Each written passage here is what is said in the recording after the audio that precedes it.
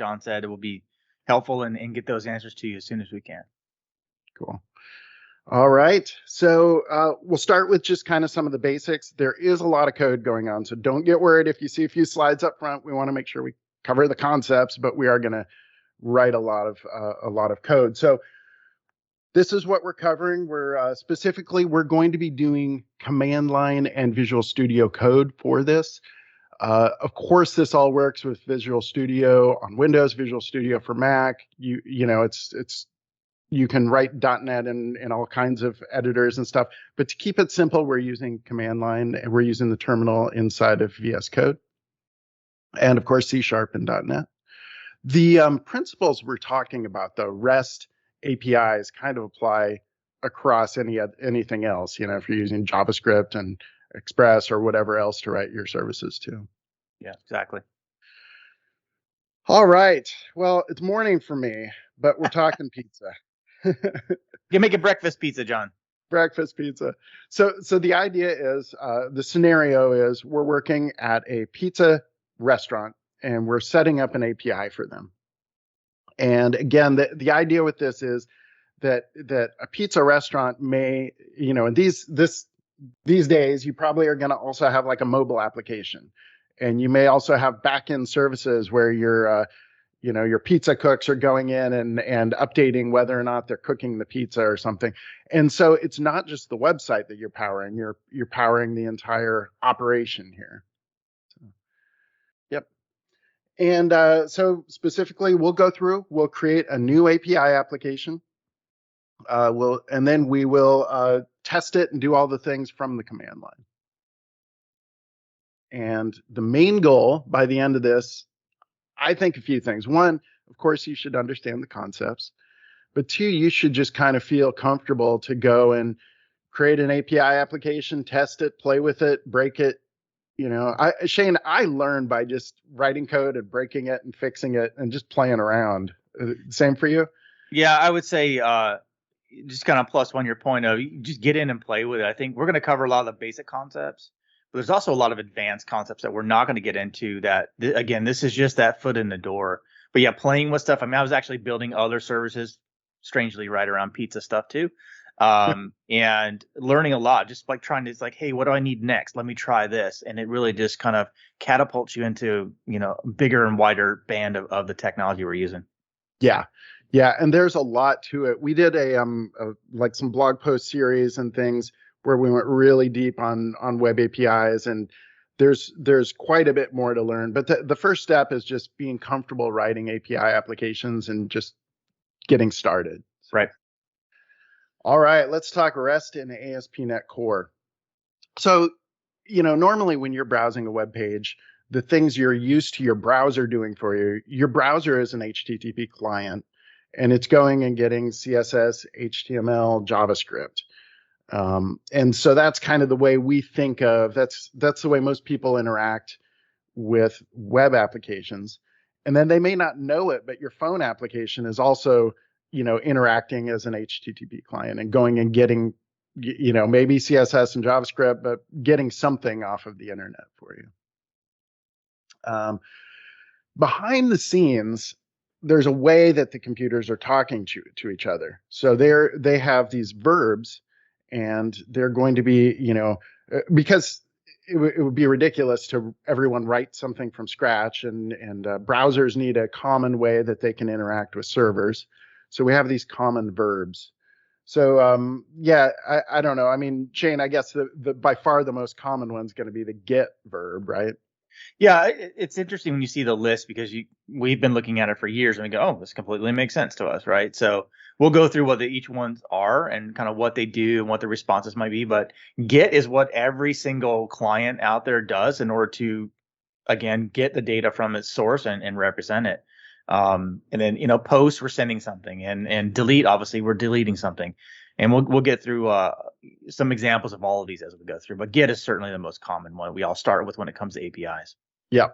And then the second most common one is going to be that post. And every time you fill out a form, every time you log into a web page, most of the time that's going to be using a post. And so that's right. A way. Get is give me something internet, and post is you're submitting something, maybe a shopping cart or whatever. And there are a lot of different ways that you can create APIs. There's different languages, there's different servers. We're talking about ASP.NET Core, and I think it's a pretty compelling place to be writing your APIs. One nice thing is that you can build and share specifically with an ASP.NET Core application. So you can use ASP.NET Core to build traditional web apps. They're, HTML, CSS, JavaScript. And you can use that same system to build APIs. And it's nice. One nice reason to do that is that you can share your logic. And I've written APIs in the past where they were different between the client and the server and different. And, I'm writing, it gets complicated keeping your models the same, keeping your validation the same, all those things. And so it's nice to be able to kind of reuse your logic there. Right. It's also an opportunity just to kind of talk a little bit about just the .NET ecosystem in itself. I mean, if you're writing, desktop applications or games or, mobile applications in Xamarin, it is the same core language, same core libraries that you can do. So you can also just jump into building APIs just as well as you've been doing your other tech stack stuff as well. Yeah, that's a very key point. And it's fast. Yes, super fast. So another benefit is serialization. And serialization is the thing where I've got some data on the server. I need to send it to the client, and I need to package it up in a way that they can understand. So by far the most common way people are doing that now is JSON, JavaScript object notation. But there's also XML. And I remember writing tons of XML in the past. That's definitely still a big thing. And it's nice that ASP.NET Core APIs can just automatically out of the box package that up for you. Yeah, and again, it's by default it does the return for JSON, which is what most web front ends or most clients will understand easily without having to write custom parsers. And this is a fairly new option or default option. I remember back when Web API 2 came out, we used to have to write all the JSON serializers to do this work. And this is just really great. Say, get a person back or a collection of people, and then it automatically puts it in the right encoding for us. Mm-hmm. And you can, with just a few lines of code, you can turn on XML serialization. And it's great that you can also plug in other, like say you've got a custom binary serialization or something. Mm-hmm. You can do that, but out of the box without doing anything extra, it's going to return JSON for you. Right.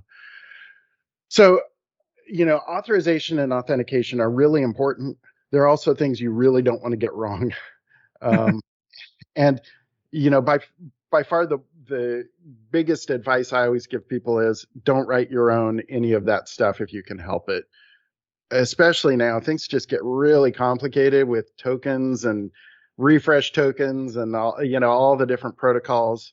And so it definitely makes me happy that I can, I've got that also just kind of right out of the box for me.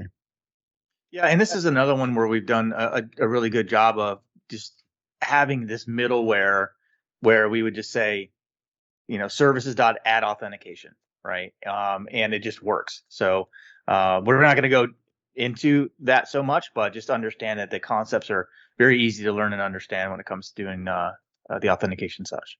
Yep. So another thing just for simplicity is to be able to keep your routing right alongside your controllers. So in the past, I kind of got started writing APIs and I was using them more with like MVC controllers, and I would have my routing other places, and then I'd have to kind of mentally put everything together and understand. So this is a nice benefit. We'll definitely be going deeper into this routing stuff later, mm-hmm. but it's great to just kind of have that simplicity there. Yeah. HTTPS by default. I don't know, Shane, if you've messed with having to set up certificates on your local machine. It's not fun. Well, yeah, it's not fun. And when we hit F5 and to start debugging, if you don't have the dev cert set up on your local machine, the tooling chain that we have in .NET will automatically set that up for you. We're going to bypass that just for ease and flow through the course here, but know that it is supported by default. Yep. Yeah, and it's also one good reason for that is we want you generally, as you're developing, to test your code and develop your code using HTTPS. Because this is one of those areas where it's frustrating to try and bolt it on later. If you do all your development, you're like, now it's time for QA and now it's time to deploy to production, and it doesn't work. That's not when you want to find that out. So you really, Mhm. it's a benefit to test this out early on. Yeah. You mentioned this earlier, Shane. It's a whole ecosystem, right? So, I mean, you'll see this a lot with any of our .NET presentations, but I think it's one of the core like superpowers of being a .NET developer is I can, during my day job, I can be writing APIs at a bank, and at night I might build a mobile game, or I might want to play with AOT or whatever. And I can, with work, I recently have been doing a lot more work on a Mac. There's no problem, it's like Yeah, I've yeah. got tools and, so. All right. And this HTTP REPL, this is so cool. So it's a one-liner to install. It's a .NET global tool. If you're familiar with like Node global tools, the same kind of thing. I forget what those are called, but it's the whole thing. It's just .NET install -G, and then it's available on your computer, and it's a command line tool. And you can also use it in the terminal in VS Code. Hmm. All right. Testing is really easy. You can just, and we'll show you hands-on with this in a bit, but it's really nice to be able to just in a few lines of code or, in a few commands in the terminal, just interact with your API. Yeah, I think the point we could make about the command line one is, I know, John, in the past, both of us have probably written a couple of hundred of test apps, right? Where Hmm. we're actually writing the whole front end to test the API we just wrote.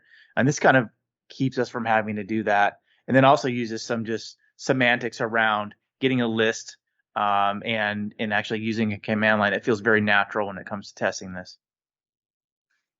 Uh, so we got a question that came in from Matthew. Hello, Matthew, good friend. Building new APIs, why would I choose RESTful versus gRPC? That's a good question. I've gotten this one a couple of times. So the best way I can tell you is, if you're talking machine to machine, let's say I have a number of services in the back just kind of communicating, where it's not going to be sent to a client. That's where gRPC is super fast. It's binary encoded, and it's not human readable either. It's really Mm. machine readable. If I want to send something down to a client, like I don't know, phone app or maybe a web app, RESTful is, it says RESTful. I wouldn't call it RESTful. I call it like JSON over a GET endpoint. Yeah. And then you can kind of read yourself, and also it's just easily parsed. There are gRPC client libraries out there, but I'd say, just for practice, that's the decision I make. If I'm in a big cluster where I'm having data exchange between two services and it doesn't ever have to go to a client, then I would use gRPC. And gRPC is much better for streaming data as well. Mm. Yeah, I think too, I think you nailed it there. I think the things that really jump out for me out of what you said is if you're communicating machine to machine, I think also if you're communicating like externally, it's much more friendly to share an API that's RESTful. It's Correct. easier to document. It's easier for if you say, hey, John, I wrote this service. Why don't you test it out? Here's the Swagger doc, and I can go and poke at it, and Hmm. I can see what responses I'm getting. That's not quite as easy to share with other people if you're doing gRPC. But Right, if you're right. doing a bunch of microservices in a Kubernetes cluster and they need to just be really fast and you control all the code, gRPC is pretty smooth for that. Yeah, yeah, definitely. All right, we are up to a knowledge check. Now's where I Already? find out if you've been paying attention, Shane. All right, let's see Let's what find we out. got. Okay. Which of the following is not a reason to build a web API using ASP.NET Core? I would So, emphasize the word not. Don't be yeah, confused. Uh, yes, exactly. So, why would I not want to use an API with ASP.NET Core? So, the first is to build a single page application such as Angular or SPA. Interesting. Okay. To provide data to a mobile application using XML or JSON. And third, to serve a traditional HTML based web application. So again, we got to jump backwards. We got to think negatively. I'm going to cross B off the list, I think, right away, because that's kind of one of the primary things we've talked about. We will use APIs to serve XML or JSON, say to a mobile application. Yeah. Yeah. What do I you would think agree with about you that there. first one? So, Yeah, there's a that's an if. But yeah, I say to provide that backend server. Again, we talked about providing a place for data to be retrieved, right? And I think that this covers kind of the scenario we're talking about, where Angular, React, SPA front end might want to reach out to an API to get that. great. Yeah, I agree with you. I think the answer we want to go with is C. Normally, you're not going to want to use an API to serve HTML-based applications. And we see in the chat, wow, we've got 308 votes. It's cool to see all the interaction. We've got 84% picking C, and I think we're going to go with C. Oh, look at that. We got it right. We're off to a good start. All right, Shane, I'm going to put you on the spot because it's time to create a demo application. So the way we're going to do this, we're going to start with you creating the API application, and start with building and testing it. And All then right. later, we're going to switch over to me, and I'm going to write some more pizza code. All right. Pizza code. Making me hungry. It's right about lunchtime for me, too. All right. So I'm going to go ahead and share my screen here. Let's make sure we get the right one so nobody sees anything else I might be looking at, like how to write APIs. Okay. I've got VS Code up, and where you've got a terminal on the bottom. You can obviously do your own command line if you have, WSL or something like that, but it's just the experience itself we'll do right inside this terminal here. So what I want to do is I'm just going to use a .NET CLI, or I'm going to type .NET new, and you type Web API. I'm already in the folder that I want to be in, so I'll keep it there, and I'll just say pizza. Hands are in the wrong place. And perfect. So let me CD into my pizza folder, and we'll clear this out. And we'll see that if I open up my files here, in our pizza here, we've got our controllers. And what we want to look at really is our controllers and our weather forecast, right, John? Mm-hmm. So this is, we saw this here. This is our route with this controller. We'll go through routes and why they're important in a second. We've got some basic data for our weather. Super hot is not one of them, although that's today for me. And then we've got a logger, which is great for output and logging. And then this is that get method here, which is decorated with the HTTP get. And that's that most popular one that John and I talked about earlier. We're just generating some basic data, some randomized data here to return. Now, if I want to just run this, do .NET run. It's going to build the application for us. Everything is great. And you'll see it's listening on our host here. And I actually had security in here, so I messed that up a little bit. We'll take that out. While you're doing that, I think this is something where we argued back and forth as we created this, because it really is pretty easy to just create with HTTPS. But the first time you install .NET, it'll ask you prompts about installing certificates, and we just didn't want that to throw anyone off. So So if you happen to do that by chance, like I've done on both rehearsals and this one again, I'm going to just take out my HTTPS redirect here, and we'll just take out the authorization as well in our startup class. So let's clear that out. Let's try that one more time. Let's do a .NET run here. It's going to rebuild our app, give us an endpoint, which is great.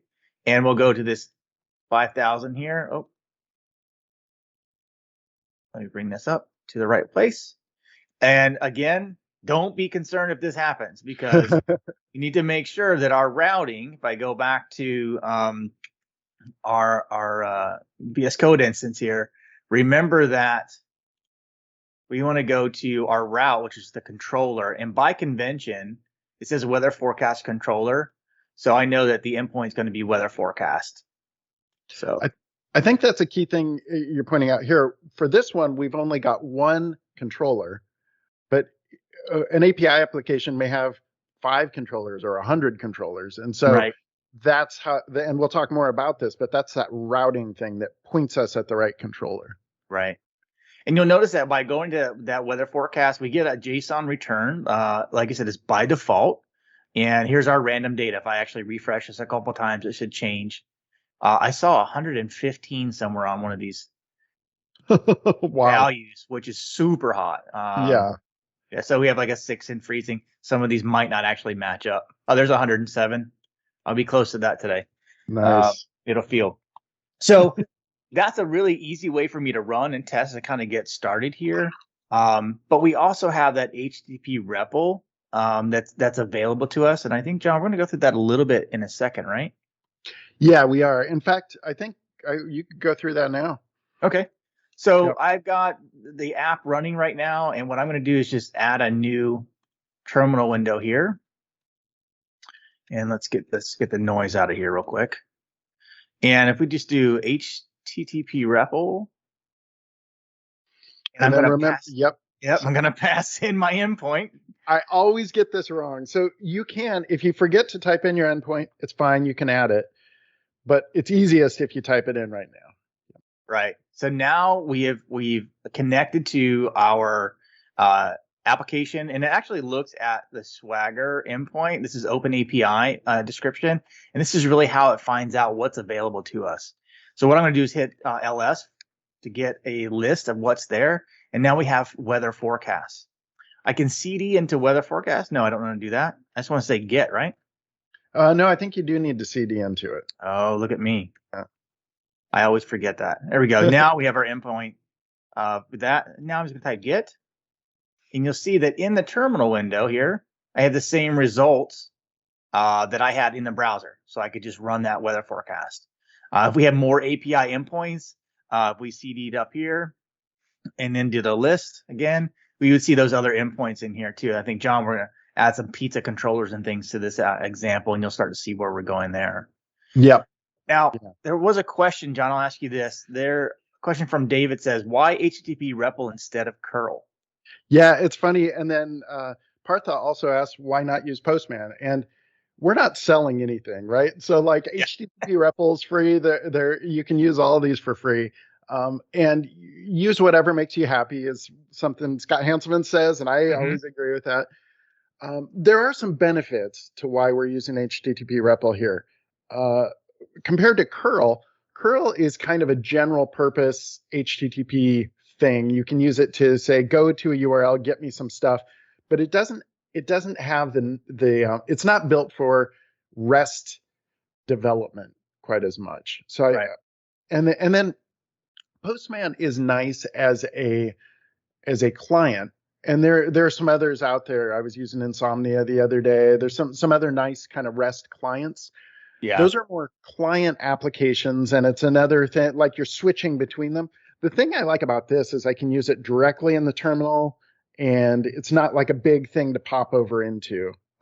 It's also got this cool, like, little known feature where, like, put and patch requests, it actually like interacts with your editor and makes it easy to post things to them. Yeah, and I think you're actually going to show a bit of that before, right? I will. Yeah, and there's even things like there's this Swagger UI that comes up in the browser, and so I mean there's a lot of different options you have, but so another tool to add to your tool belt. But I think it's a pretty compelling one. It is, and Angelos on our team wrote a blog post about that. So you can just search for HTTP REPL. It talked through like what are the options, how does it compare to things like Postman and HTTP IE, and there's a bunch of tools out there. And it is really just about us kind of giving you choice and seeing kind of what makes you happy, right? So try them all, and whatever makes you happy, use it. Just write the APIs in Basement Core. Cool. All right. Well, I think you nailed your demo there, Shane. Whew. That's all right. So I will go back and share my screen, and we'll talk through what we did. All right. Let's see if I can share a screen. All right. I seem to have done it. All right. That's exciting. Okay. So we went through. We created an API, and we built and tested it using the HTTP REPL. So all good stuff. So now let's talk about API controllers. And so, in the previous one, we created a web application, and interacted with HTTP REPL. Hopefully that's not news to anybody. Yeah. You pointed out this controller. And so this is an example of a weather controller. We argue back and forth about things when we're creating these templates. In some cases, we like to give you examples. So we don't like to just say, here's a new thing, figure it out yourself. We like to say, here's an example controller. This shows you how to write your own controller. Right. So this is an example, and this is an entire control. This is basically all the code you need to create a REST endpoint. So yeah, we kind of think it's a little bit more compelling than I think before. The template had something like value 1, value 2, which really didn't. It was a great blank template to start with, but again, we're trying to show you a little bit more with how to generate some data. I think in the future we might change it to all of our pizza stuff that we've been working on. Yep. All right, so let's dig into this code that we wrote here, so one of the nice things is this class here. We'll see it uses this controller base. So this weather forecast controller inherits from controller base, and so what's nice with that is that it kind of brings in all this kind of magic, and we'll dig into some of what that does for you. But you don't have to write a lot of code yourself. A nerd note, because a lot of our API developers are also MVC developers, and you may be used to using controller as your base class. Right. But the controller also has a lot of like web stuff, things for like binding to HTML forms and, serving Razor views and that sort of stuff. You don't need all of that. So controller base is this kind of lightweight base class.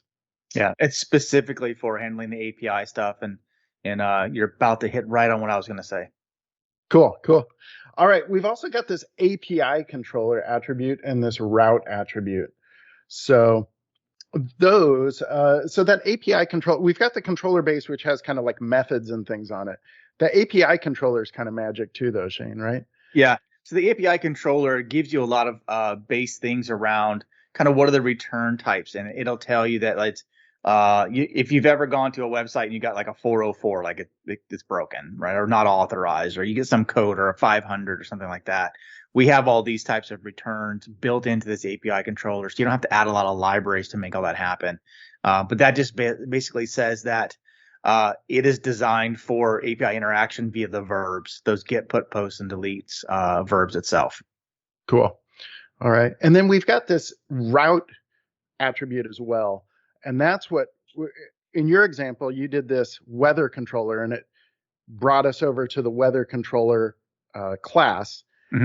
And so there's two kind of cool things with this. One is that you could put any code, you could put anything you wanted there. You could say Shane's Pizza, weather, whatever thing, and it would go to that. But here we've got this special thing, this brackets controller. And that's kind of a substitution there, right? Yeah, it's a convention.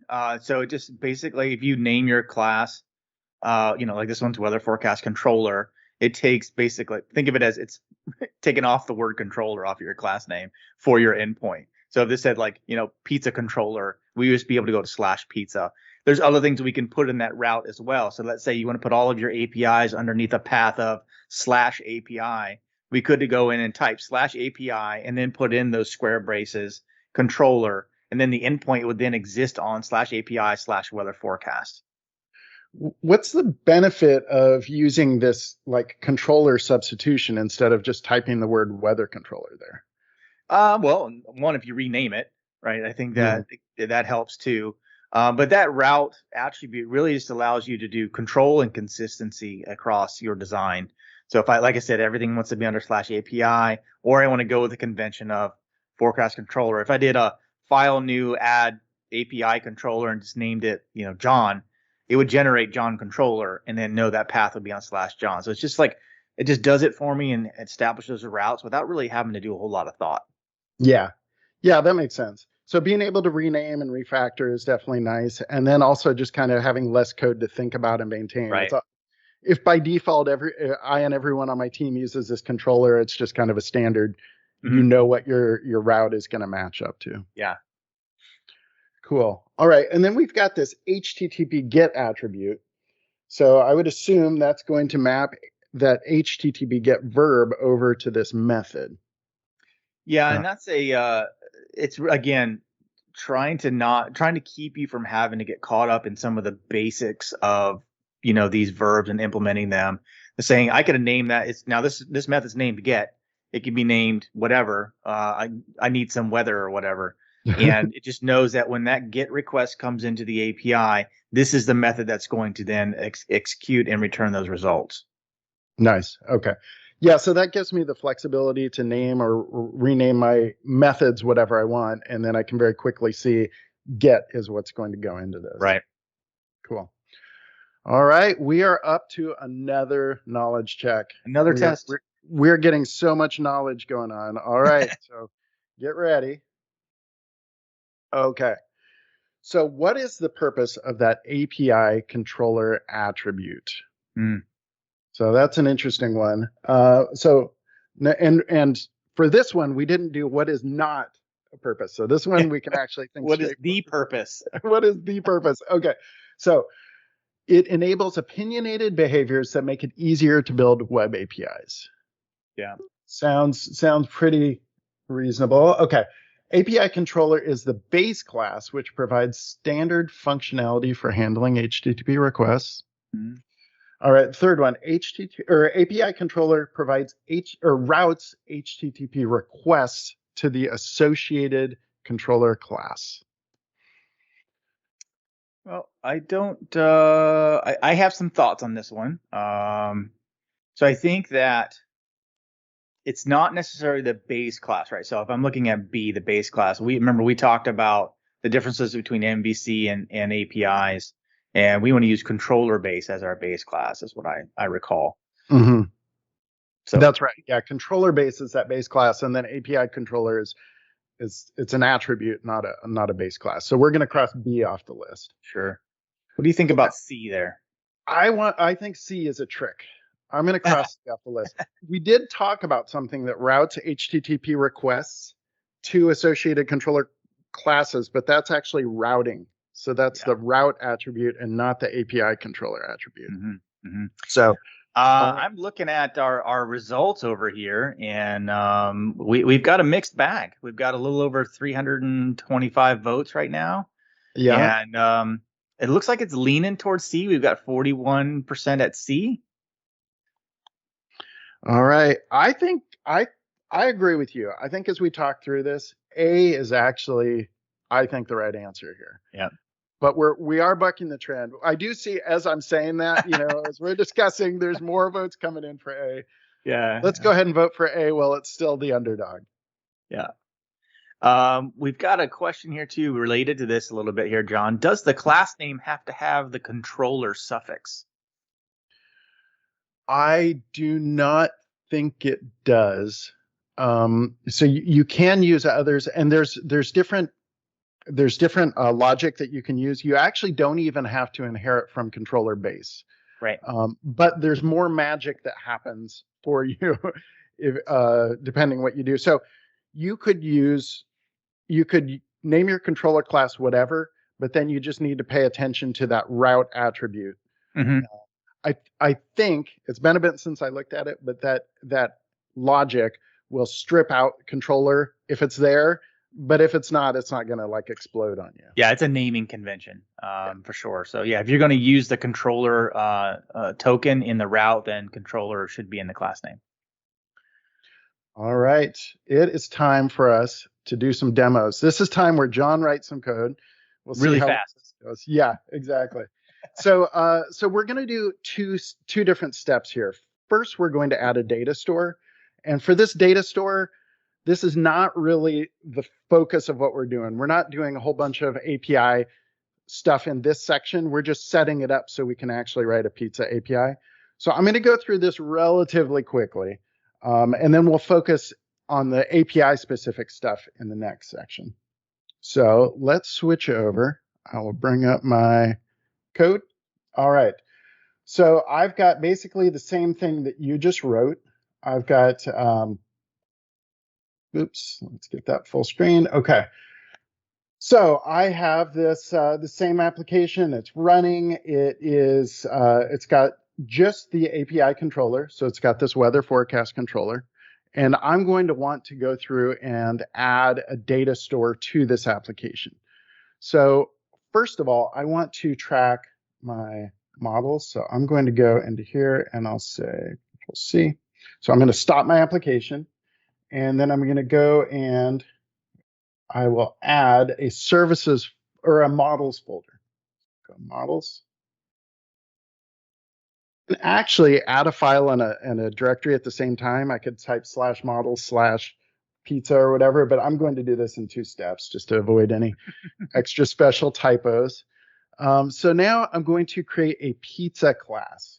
So in this models folder, I'll go through here and I'll say pizza.cs. For this pizza class, I'm just going to paste in the code for this. So this is just a very simple pizza. Convention, and especially with an API, you're normally going to want some sort of ID, integer ID, and it definitely is going to make it easier for saving to a database or something. Yeah. We've got a name, and then we've got the is gluten free, which is required. In this day and age, you've got all the gluten concerns, and so we'll set that up. But it's also a free pizza, so no worries. Yeah, free pizza. No price. Okay, so now let's create a service. There's all kinds of different ways you can organize your code. I like to create like a services directory rather than putting it all in the root of my application. And John, I'll just note that you put your services directory underneath your models directory. Oh, that's fancy. Drag that down. Oh, yeah, I can just drag it up. Yeah. All right. I also put. Oh man, this is a mess, isn't it? You know what I'm going to do? What have you done, John? What am I doing? Okay, let's go back here. Actually, how do I close this? I've got this outline. Little chevron on the left. Yeah. There you go. Close that. There you go. Close see, that's what I had all that stuff open. There you go. Now you can see what you're doing. I'm already feeling so much like I can breathe again. It's all okay. So let's go back up here to the root. Let's create this models. Let's create the pizza. All right. Let's paste in that code. Now we're ready to create our pizza class. I'll go back again to the root, create services. And now I'm ready to go in and create our data store. And this data store, you can pretend this is just where we're going to be throwing this is where you would be saving your stuff to a database, right? But so I'm just going to create a pizza service.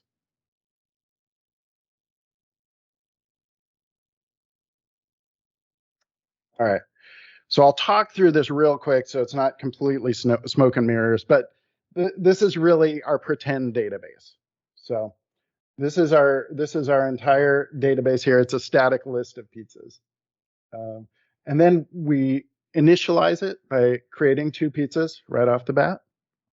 So we've got the non-gluten-free classic Italian, and then we have the veggie that is gluten-free. And then we have a few methods in here. Now, I'm going to throw a quiz at you, Shane. Is this an API controller? No. Okay, it's not a controller. What are the things that make it clear it's not an API controller? Well, it's not decorated with the API controller attribute. I would go with that first. See, I pay attention. Yep. I was trying to I thought you might be dozing off on me. No, dozing off. I'm going along with the instruction. I'm doing the same thing you are, John. Oh, nice. Okay, so first of all, yeah, no API controller attribute. It doesn't have that controller base. Now, this is a place where, and part of why I asked this is because we have a get all and a get method, but those don't have those HTTP get attributes. Right. So this is to interact with our actual data store. Like you said, it could be a database where we write a little, ADO connections or Cosmos DB connections and get it from that database. But we have basically a static list of data. Cool. All right. So now we're just going to build this and make sure it works. It's not hooked up to anything, so there's nothing really new to test, but we just want to build it. So .NET build. Hey, we're at build and we're building. Very exciting. That's It just nuts. worked. This is the kind of stuff I like to see. All right, we're done with that. So now we're ready to go on to the next section and actually add a pizza controller. So Okay. this is where it gets real. Okay, so I'm going to go into the controllers. And as you pointed out, it's not the end of the world if you drag and drop and move things around, but we do have this for a reason. We have this kind of folder structure so you can keep your code organized. Yeah. One of the big things I've learned about working with any code base, especially code that someone else wrote or I wrote a long time ago, is keep it organized. Yeah, definitely. All right, so Yeah, you I'm could going to, put your pizza controller anywhere, right? Because it's all about the route, and that's the bigger thing, right? But yeah, keeping it organized makes it easier. yeah. All right, so I've created pizza controller. And to save you from watching me type, I've pasted it in, but really there's not a lot of code here at this point. Right. So yeah, we'll talk through it. We've got these usings. And by the way, if you've been watching the build .NET, what's new in .NET stuff, it's pretty cool that we're getting global usings. So that'll shorten up my code in the Yeah, future. yeah. Then we've got our namespace. We do have an API controller attribute, and we've got a route, and it's got exactly like you had before this controller attribute, Mm-hmm. and it's the exact same route attribute. So here's this weather controller, and here, because this is the weather forecast controller, it maps to weather forecast. Now my pizza controller, this is going to map to pizza. Yeah. And then it inherits from controller base, and that's it. Now, at this point, if I ran this, it wouldn't do anything because I don't have any methods that that map to a verb. Right. And nothing to get. There's nothing to get. Fortunately, I've got a service over here. I've got this pizza service, and it's able to get a list of pizzas or a specific pizza. So now we're at the point where we want to get all the pizzas. And I think in general, that's a good life goal. You want to Yeah. get all the Get all the pizzas. pizzas. Okay. So here is, all right, let's see if I remember. You told me this the other day because I always forget. I think Shift Alt F. That is supposed to format it, but I'm not Yeah, quite if you're happy. using a lambda, so maybe that doesn't do that, right? So. Yeah. So here's what we've got for this. This is a get all. So now I've got a HTTP get attribute. And then this is very, very simple. If this is easier to read, you can throw this up like this. This is just saying when I call the get all the pizzas, and it calls over to that pizza service. Right. All right. So now we're going to follow the exact same similar kind of system, and this time we're going to get a single pizza. So And that's why we need that ID field, right? So we can say get number 2 or something. exactly. So here, let me clean this all up again. So Shift Alt F. Let's see. It's happier here because we didn't have, and then You're missing a square brace there. there we go. Thank you. Yeah. All right. So let me wait before you start, John. I got a question. Yeah. You've got like a parameter in that HTTP get, like the ID. Is that coming from a URL? Yeah, it is. So, but there's also, you can bind to other things. So you can map to posted things. For a get, you're not going to have really anything else. So it is going to come from the URL or the route. That can be a few different ways, though. It could be passed in via the query string. So that's the question mark, and then you put things in the URL at the end of the URL. But it could also be part of the path. So /ID. So yeah, that's a great question. So this is what's going to map to this. So you'll see this is automatically going to pass whatever ID is in the parameter or in the query that's passed in. It's going to come over to my attribute, and I'll be able to get one pizza in this case. So this is where I have a little self-control. I don't get all the pizzas. I just get one. All right, so let's do .NET Run. Now, I'm tempted here. There's also .NET Watch Run. Oh. For .NET Watch, you can just type, and it'll automatically restart as I type my code. I'm going to stay on the script, but I'm just pointing this out. This is a nice productivity thing that you can do because it'll automatically, as I change my code, it'll restart the application for me. Yeah. So, all right, and let's see what we're getting. So let's it's see if run. you've done your job and done some good copy and paste code here. Exactly. Yeah. How could I have gotten it wrong by this point? We'll see. Okay, so it is running, and now I can switch over. I've got my HTTP REPL already set up. Okay, so now I can go through and I can say ls. So this is really cool. I've still got the weather forecast, and I could go in and I could get my weather forecast. Let's do that. Mm-hmm. And I've got tab completion, by the way. So I did cd tab. Yeah. And then I can say get. So here's my weather. I didn't break the weather, which is good. All right, so now list them again. And now I'll go in and say pizza. So cd pizza. And I can say get. Nice. So this returns that JSON. Yep.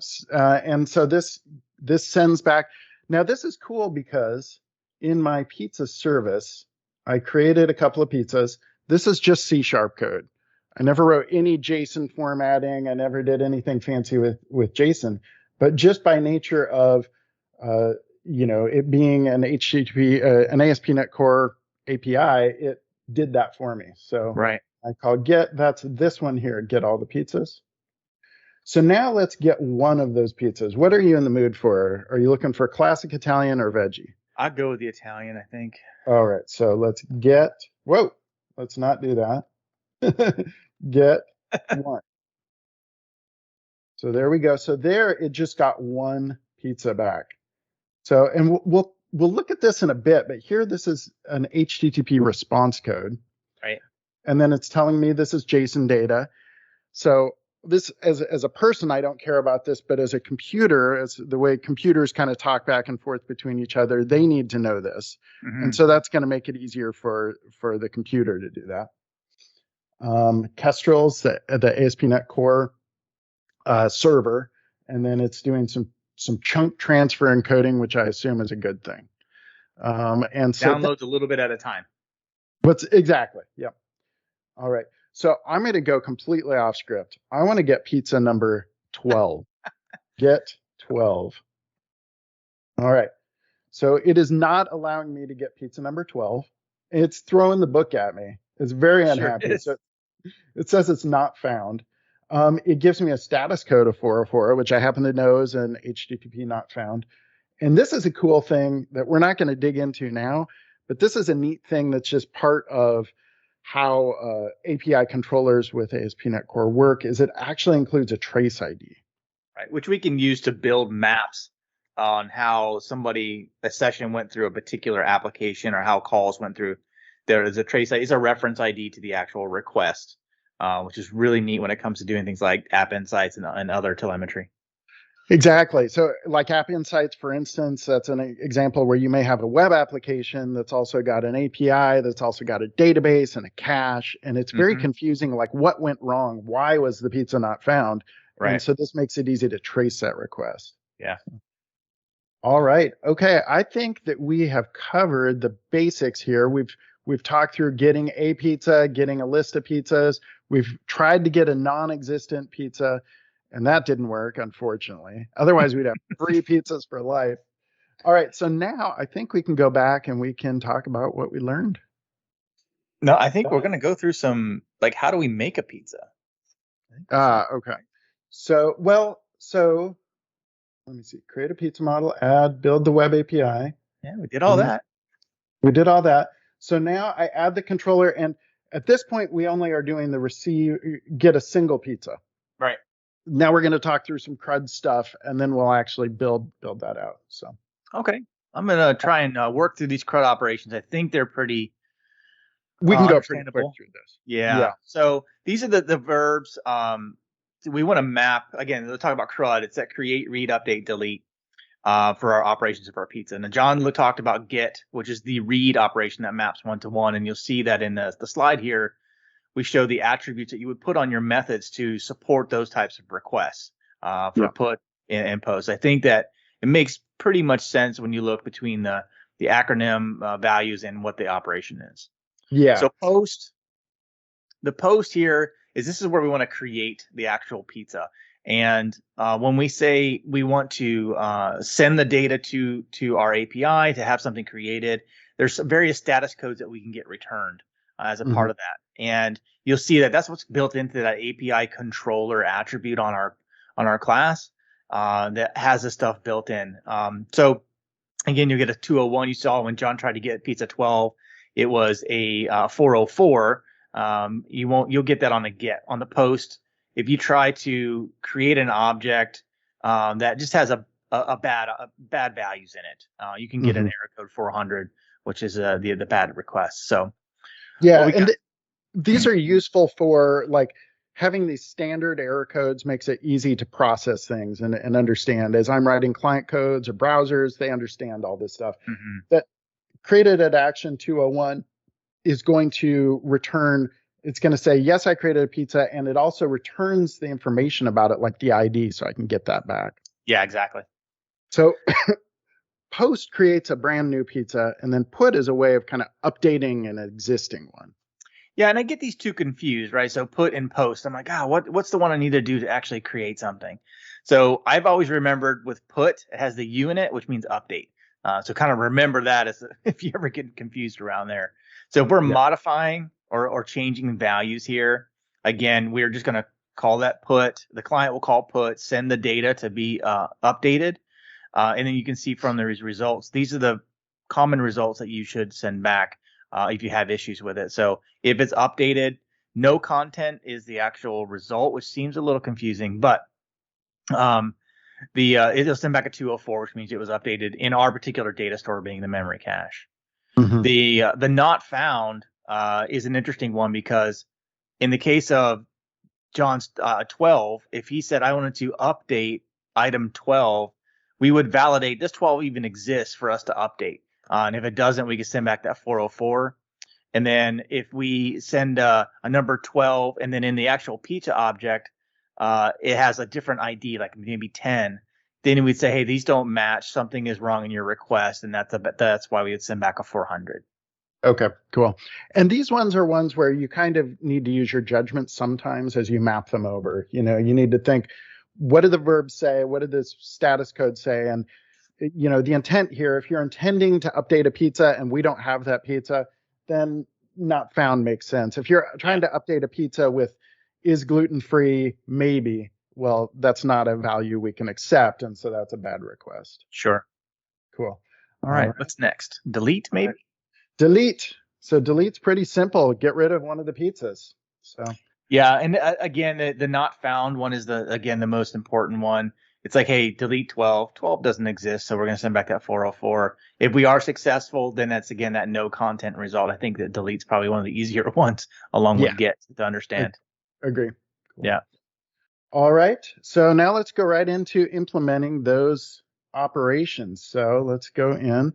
And these are the things we're going to do: add, modify, remove, and then we're going to run it. So this is cool. We're going to add all of the capabilities of our controller here.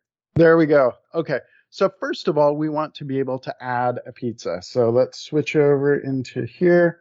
And fortunately, I've got a pizza service. My pizza service has in it a way to add a pizza. So I've got this add method in here.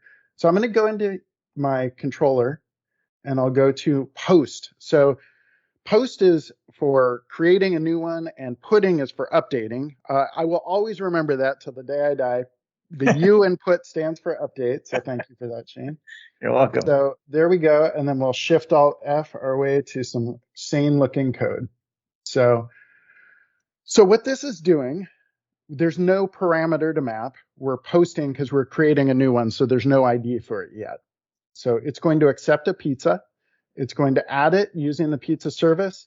And this is some of the magic of that controller base, where it will return this created at action. So that's going to automatically do that 201 code, and it's going to return the information about the pizza. Right. So that's pretty straightforward. So now the next one is wanting to modify pizza. And this one is going to take a little more code because in this case, we actually have to look up the pizza before we edit it. So this one we'll do Shift Alt F again. And what I'm doing here, by the way, is you know, as you're watching, if you want to follow along on these, this code is actually written up in this tutorial. And you can just copy and paste it in. There are different ways that different people understand code. If you like to hand type code, you can do that. I actually did hand type all this code because I wrote this module, but this is something where, you know, in this case, I'm pasting it in and kind of reading through it so we can take some time to understand what's there. Right. So here's this thing. In this case, we're updating an existing pizza. So we've got an ID to map to. So we take that ID and we take the pizza. So the pizza here is the data we want to update. So we got a few things here. Okay, first of all, if the pizza, if they don't match up, so if I said update pizza number 5 and then I passed in a different ID, I made a mistake. This is Right. I've got something wrong. Yeah. If I pass an ID that doesn't exist, that's not found. That makes sense. Otherwise, we update it and we return no content. Now, this one you could also return the pizza and you could return it if that was helpful. But in this case, we already know what we wanted to update it as. Right. So it doesn't really make sense to use up that bandwidth. All right, we're up to our last one. And the delete action operates pretty much the same, where we're passing in the ID, we're looking to see if it exists, and then if it's there, great. Then we'll go ahead and delete that service, and again return that no content as well. Okay, cool. All right, so I think what we're gonna do next is we'll run it. So that's exciting. See what happens. All right, so I seem to have done something weird. You're in your other window. Go to your other terminal there. Yeah, but I've got something weird selected. Okay. So you can also just close the terminal altogether. Okay. I've got something weird going on my keyboard. It's like locked. Caps lock. Oh no, this is crazy. Just a sec. Let me try and. Okay. Okay. There. I guess it's running. Let's see if it's still running, but you have to I think you have to rebuild it. I can't. So I hit Control C, and my keyboard seems to be locked, and I may need to get another keyboard. Oh, this is a little crazy. I don't know. Here, let's see if I can do run. Oh, I can't do that there. A little wacky. We may have less fun with this if I can't get this going. Here, let's see if this, I don't know. Okay.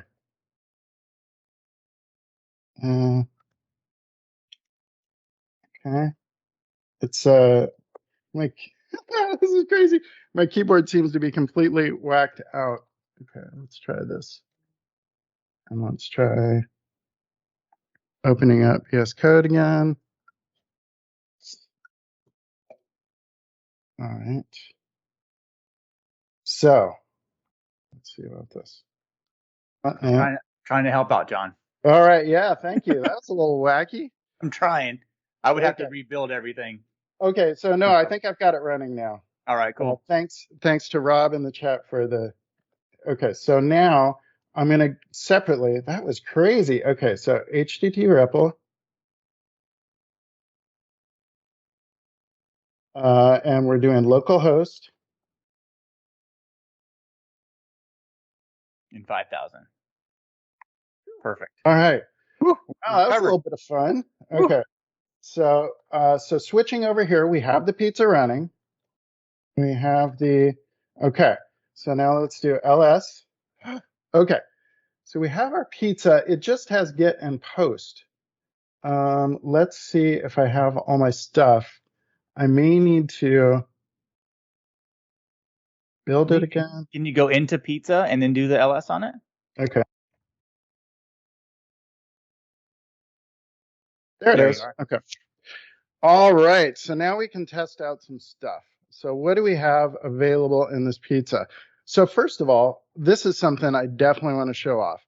I could create a pizza using something like this. I could go in and I could say post. And this is a way to update. And this is okay, but I've got to do it in the command line. I might get some typos wrong. So we'll try that. We'll create a pizza. And that was a post. So it's creating a new pizza. And then we've got its ID of 3 and it's Hawaii. So that's okay, but I really would prefer, instead of it being Hawaii pizza, I'd rather call it Hawaiian. Hawaiian. Yeah, that's a Hawaiian type pizza. Not where do we get the pizza? Yeah, exactly. So I could type a put. I could type put here. But in this case, I want to show off one of my favorite features here. So I'm going to type post or put 3. Not pup, put 3. Okay. So what this does is HTTP REPL, you can tell it what your editor of choice is. And in this case, I have told it VS Code. So now I can say, all right, I want it to be ID of 3. I want it to be Hawaiian. Right. And now I have to do 2 things. I have to save it and I have to close it. And when I do that, it's created that. So here it returned this no content. So now let's do get 3. Look at that. I love simple. the integration between the tooling, and you can have that pop out to Notepad or Visual Studio, Sublime, whatever, Sublime, right? Yeah. Anything you wanted. So that definitely is handy to be able to do this. You know, if I did like post and then do this, then boom, I can create something. And then I'm going to, in this case, I'm just going to close it. And it's going to say, whoa, well, in that case, I need to work on my validation, right? Because there it There's no name. No name. Okay, so let's delete that one. Delete 4. And it's hopefully it's going to say yes. Okay, no content. And now let's list them again. So get. So I have 3 pizzas. That's pretty hot. Yeah, so this is really nice to be able to kind of interact and dig through them all directly there. Yeah. So. Yeah. Gosh, are we? Hopefully, we'll have some questions here. I don't know. Yeah, we've done all that. We've done our implementation. We've done our updates, our deletes, and all of that. I think we're about to wrap up for some questions, maybe. Yeah, let me show one other neat thing, which is here. There's also the Swagger UI. Oh, and yes. So this is just built into ASP.NET Core. And by browsing to localhost 5000/Swagger, I also get this web-based UI. So if you prefer to work through it with this, you can do this. And this is an interactive way where you can go through and you can play with things. And you can also, it understands the parameters, what is in a pizza. And so I can go through and I can create things and delete them here. So for instance, I could go in and try it out and delete the pizza right directly from there as well. Yeah, and it's good to point out too, John, I'm glad you showed this, that the HTTP REPL uses the same definition, the OpenAPI definition, to interact with the API, as does the Swagger UI test harness that we have here. So this shows, and if you want to use Postman can actually point to that same Swagger JSON file, and also do the same implementation if that's a tool that you like to use too. Yeah, so that's a great thing with this, is that you have the flexibility because you're writing to web standards, because you're using that Swagger definition. You can really jump back and forth and use a variety of tools as you're working. Yeah, exactly. All right. So we've created a working API controller. Not a whole lot of code. We've got these get, puts, posts. They're going to be pretty standard. Hopefully, if you're using some sort of service or database persistent stuff. But generally, this is kind of the format you'll be using. So I believe we will skip over. Let's just talk about what we learned.